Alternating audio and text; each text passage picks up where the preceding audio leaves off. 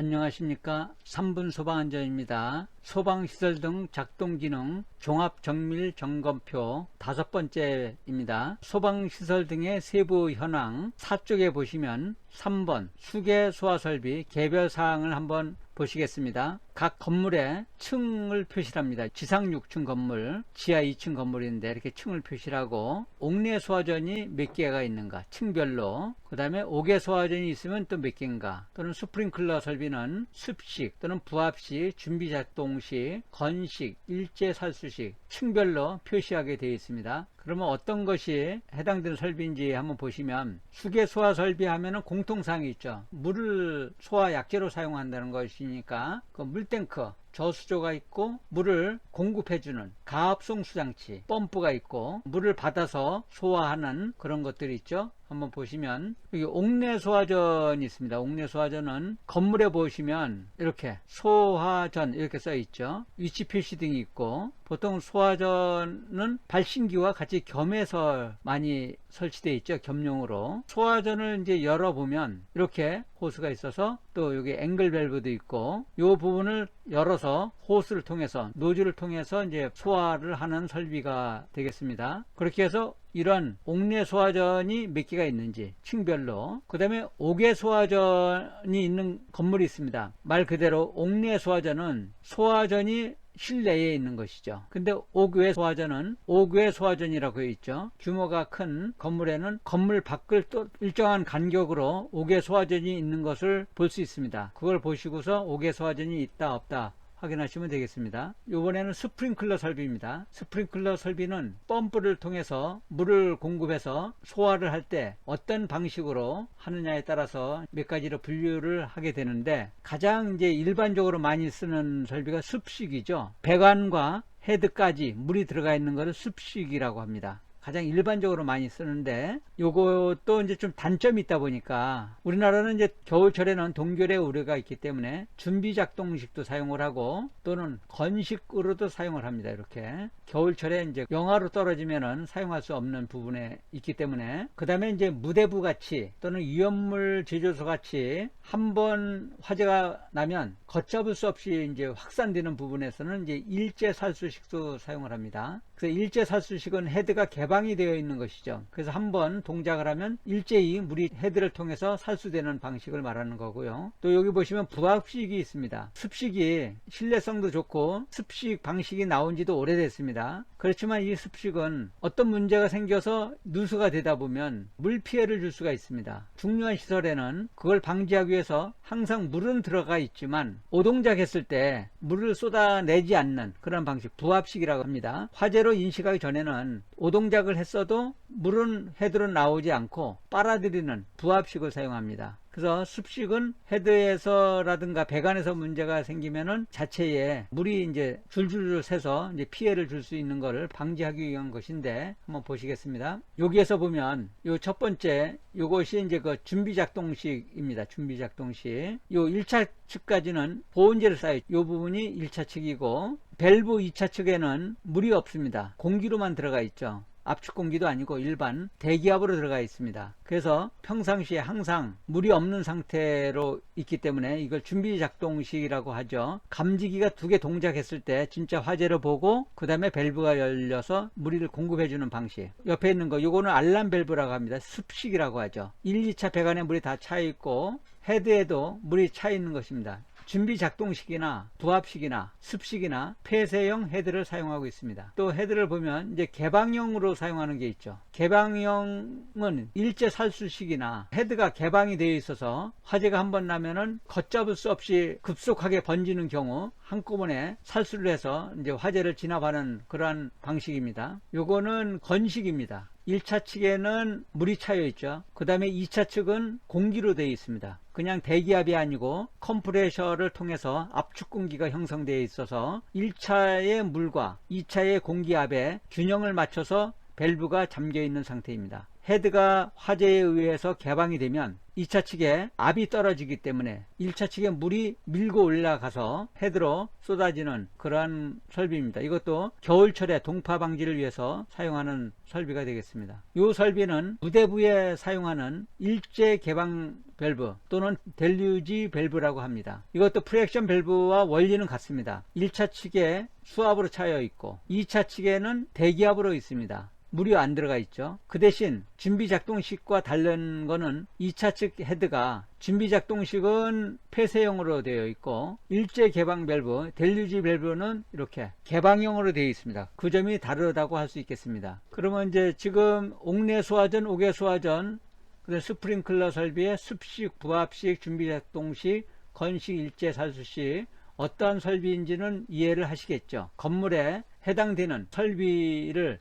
층별로 밸브 개수를 기재를 하고 위에는 합계로 이렇게 기재를 하는 것입니다. 이번에는 스프링클러 설비의 기준에는 미달되지만 간이 스프링클러가 있는 경우가 있습니다. 그러니까 말 그대로 간이죠. 간이 용량이 작습니다. 이런 경우에는 펌프 방식이 있고 캐비넷 방식이 있고 상수도 직결 방식이 있습니다. 펌프 방식인 경우에 간이 스프링클러는 펌프 양정은 건물의 높이와 관계에 있어서 높이로 계산하지만 일반 스프링클러와 크게 다른 점은 펌프의 토출량이 다릅니다. 스프링클러 설비는 보통 헤드 기준 개수가 10개 또는 20개, 30개 해서 800rpm 또는 2400rpm 그렇게 스프링클러가 되지만 간이 스프링클러는 그거보다 훨씬 작죠. 그렇기 때문에 펌프 양정을 보면 이제 비교할 수 있고요. 일반 스프링클러인지 아닌지. 그 다음에 캐비넷 청이 있습니다. 이 캐비넷 청은 저수조와 이 안에 전동기, 축전지 그런 것들이 또는 제어반의 컨트롤이 한 세트로 되어 있습니다. 캐비넷형으로 되어 있습니다. 이런 설비를 설치하지 않고 상수도를 직접 이용해서 사용하는 경우도 있습니다. 상수도 직결 방식이라고 하죠. 상수도의 구경이 32mm 이상인 경우에 허용을 하고 있는 것인데 펌프도 없고 뭐 캐비넷 그런 것도 없고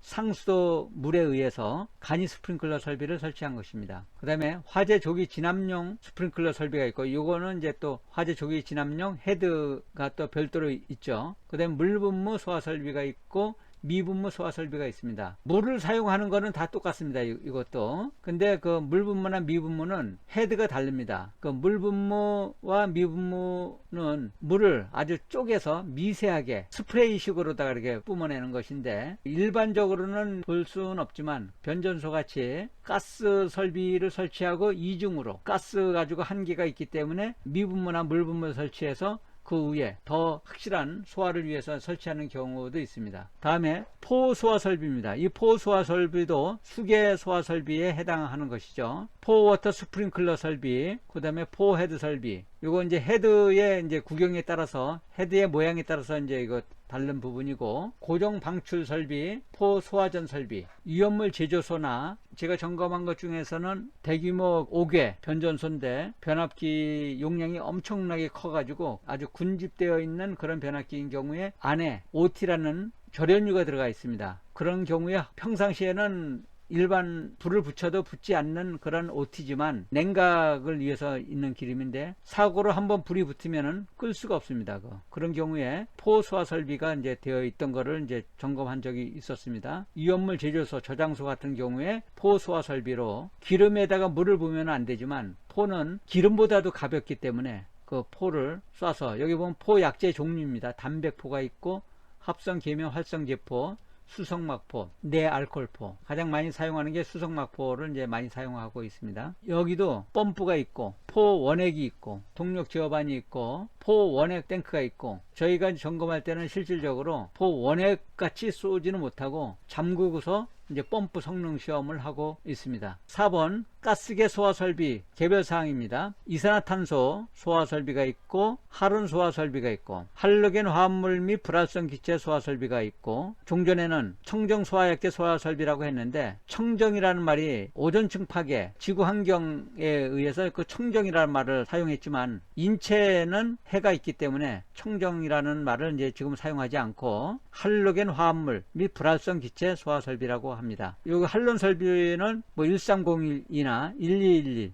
이제 많이 사용하는데, 요 할로겐 화합물 및 불활성 기체 요 소화 설비는 일부 할로겐 화합물이 들어가 있는 것도 있고 완전히 불활성 기체로만 되어 있는 그런 성분이기 때문에 이렇게 이제 명칭이 붙여진 것입니다. 그리고 분말 소화 설비가 있고, 제가 점검하면서 이산화탄소 소화 설비도 많이 봤고 할론 소화 설비, 할로겐 화합물 및 불활성 기체 소화 설비는 많이 점검을 했지만 아직까지 분말 소화 설비는 점검은 못 해봤습니다. 그 다음에 여기 보면 전역 방출 방식이 있고 국소 방출 방식, 호스릴 방식이 있습니다. 전역 방출 방식 하면 어느 실 전체를 화재가 났을 때 방화문으로 구획이 되어 있죠. 그 전체를 동시에 약재를 뿌려서 설계 농도까지 그 약재가 농도를 높여서 밀폐시켜서 소화하는 방식입니다. 이산화탄소인 경우에는 질식 소화에 의해서 이제 소화하는 방법이고, 할로겐은 부촉매 효과에 의한 것이죠. 여기서도 할로겐 화합물 및 불활성 기체는 할로겐 화합물이 첨가된 것은 부촉매 효과, 연쇄 반응을 차단하는 방식이고, 불활성 기체는 이것도 이제 그 질식 효과의 하나가 되겠습니다. 그 다음에 국소 방출 방식이 있습니다. 국소 방출 방식은 전역 방출 방식과 좀 다른 개념으로 어느 한 부분만 국소적으로, 그 집중적으로 소화약재를 쏴서 하는 국소 방출 방식이 있고요.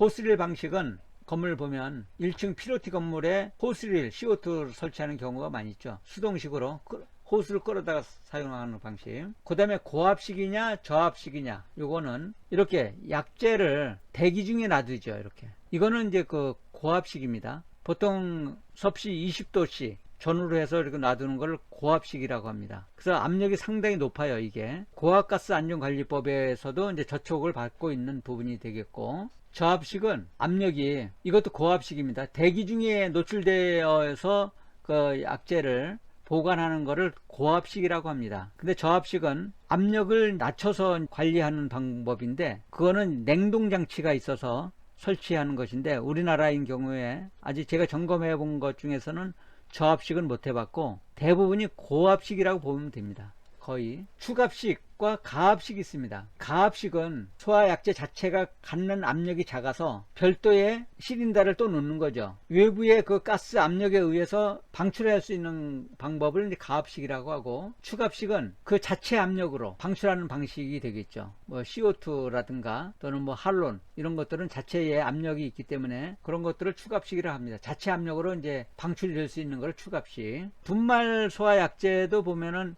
추압식이 있고 가압식이 있죠. 일반 소화기인 경우에도 과거에는 가압식을 많이 사용했지만 지금은 생산도 안 하고 있죠. 분말 소화약제도 지금은 전부 다 추압식입니다. 제3종 분말에 질소가스가 같이 섞여 있죠. 한꺼번에 있는 걸 추압식이라고 합니다. 방어구역은 몇 군데로 되어 있느냐, 예를 들어서 뭐 발전실이면 그거 하나, 또 전기실, 뭐 통신실, 그렇게 해서 그 구역수를 말하는 것이고, 그 다음에 이 가스가 설치된 장소, 지상이냐 지하냐, 또는 지하 몇 층이냐, 발전실 외 7개소, 뭐 그렇게, 여기서는 8개니까 제가 이거 잘못 설명드렸는데, 지상 2층 층을 나타내는 것은 방어구역의 층을 말하는 것입니다. 방어구역의 층. 저장용기 설치 장소에 또 층이 있습니다. 지상 몇 층 또는 지하 몇 층, 그렇게 되어 있고, 저장용기실이 전용실로 되어 있는 경우, 다른 설비와 기계실이 같이 있는 경우 표시한 것이고, 저장용기 가스가 한 병에 이거는 50kg, 그 다음에 68리터, 뭐 병수가